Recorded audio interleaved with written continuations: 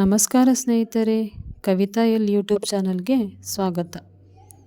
ಒಂದು ಹಳೆಯ ಬಾವಿಯಲ್ಲಿ ಒಂದು ಕಪ್ಪೆ ವಾಸವಾಗಿರುತ್ತೆ.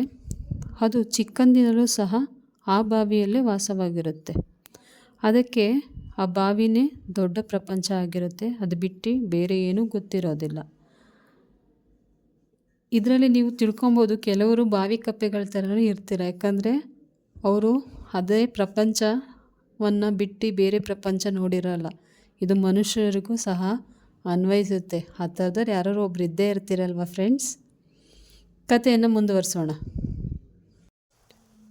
ಆವಾಗ ಬಾವಿ ಕಪ್ಪೆ ಏನು ಮಾಡುತ್ತೆ, ನಾನು ಇದೇ ಪ್ರಪಂಚದಲ್ಲಿ ಯಾವಾಗಲೂ ಇದ್ದೀನಲ್ಲ ಅಂತ ಬೇಜಾರದಿಂದ ಸುಮ್ಮನಿರುತ್ತೆ. ಒಂದು ದಿವಸ ಏನಾಗುತ್ತೆ, ಆಕಸ್ಮಿಕವಾಗಿ ಸಮುದ್ರದ ಕಪ್ಪೆ ಬಾವಿ ಕಪ್ಪೆ ಒಳಗೆ ಬಿದ್ದೋಗ್ಬಿಡುತ್ತೆ. ಫಸ್ಟೇ ಇದು ಹಳೆಯ ಬಾವಿಯೊಳಗೆ ಒಂದು ಕಪ್ಪೆ ಇರುತ್ತೆ.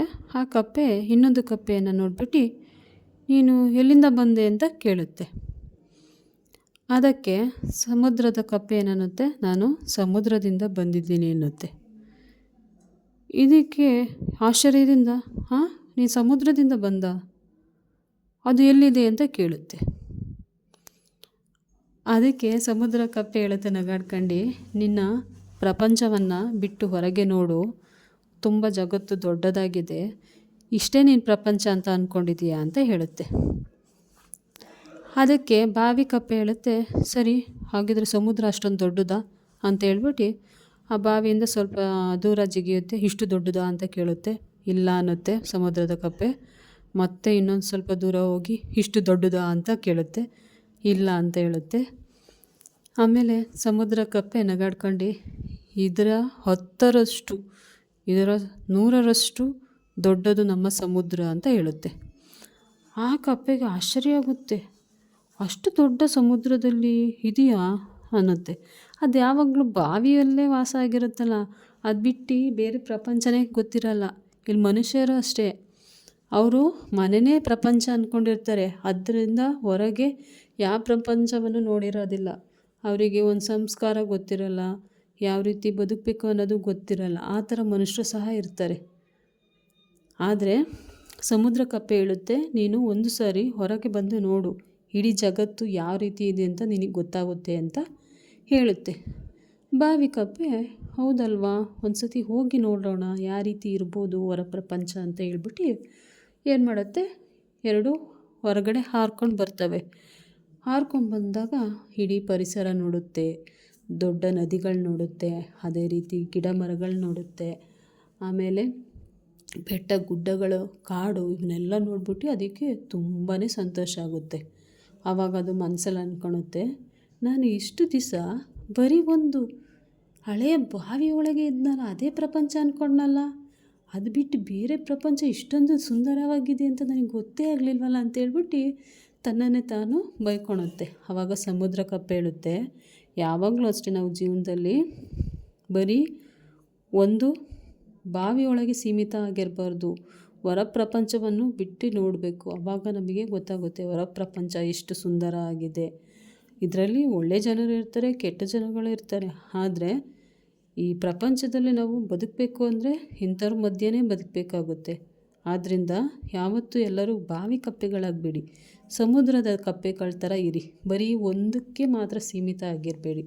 ಅದರಿಂದ ದೊಡ್ಡ ಪ್ರಪಂಚನೇ ಇದೆ ಅನ್ನೋದು ಎಲ್ಲರೂ ತಿಳ್ಕೊಬೇಕಾಗುತ್ತೆ.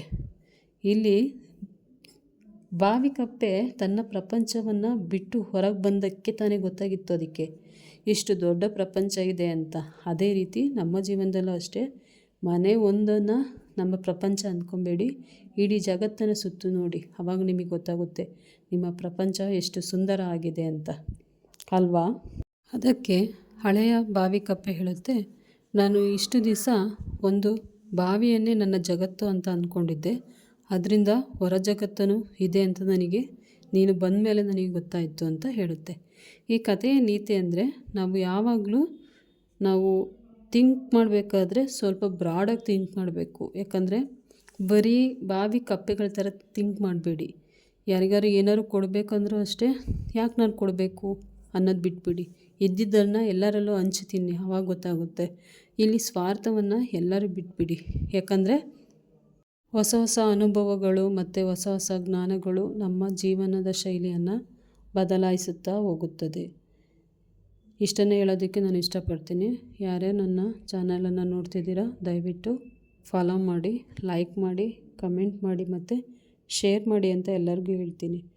ನಿಮಗೆ ಈ ಸ್ಟೋರಿ ಇಷ್ಟ ಆಗಿದ್ದರೆ ದಯವಿಟ್ಟು ಕಮೆಂಟ್ ಬಾಕ್ಸಲ್ಲಿ ಏನಾದ್ರು ಕಮೆಂಟ್ ಮಾಡಿ ಅಂತ ಹೇಳ್ತೀನಿ. ಸಣ್ಣದೊಂದು ಪ್ರಯತ್ನ ಮಾಡಿದ್ದೀನಿ, ಅದು ಎಷ್ಟು ಜನಕ್ಕೆ ರೀಚ್ ಆಗುತ್ತೋ ಇಲ್ವೋ ಗೊತ್ತಿಲ್ಲ, ಆದರೂ ನನ್ನ ಪ್ರಯತ್ನವನ್ನು ಬಿಡೋದಿಲ್ಲ. ಇಂದಲ್ಲ ನಾಳೆ ಒಂದು ದಿವಸ ಸಕ್ಸಸ್ ಆಗೇ ಆಗ್ತೀನಿ ಅನ್ನೋ ನಂಬಿಕೆ ನನಗಿದೆ. ಆದ್ದರಿಂದ ಯಾರ್ಯಾರು ನೋಡ್ತಿದ್ದೀರೋ ದಯವಿಟ್ಟು ನಿಮ್ಮ ಕೈಯಲ್ಲಿ ಮೊಬೈಲ್ ಇರುತ್ತೆ, ಒಂದು ಲೈಕ್ ಮಾಡಿ, ಶೇರ್ ಮಾಡಿ, ಕಮೆಂಟ್ ಮಾಡಿ. ಅದಕ್ಕೇನು ದುಡ್ಡು ಕೊಡಬೇಕಾ? ಇಲ್ಲ ತಾನೇ. ಇಷ್ಟನ್ನೇ ಹೇಳೋದಕ್ಕೆ ನಾನು ಎಲ್ಲರಿಗೂ ಇಷ್ಟಪಡ್ತೀನಿ ಅಂತ ಹೇಳಿ ನನ್ನ ಮಾತನ್ನು ಮುಗಿಸ್ತೀನಿ ಫ್ರೆಂಡ್ಸ್. ಎಲ್ಲರಿಗೂ ನನ್ನ ಧನ್ಯವಾದಗಳು.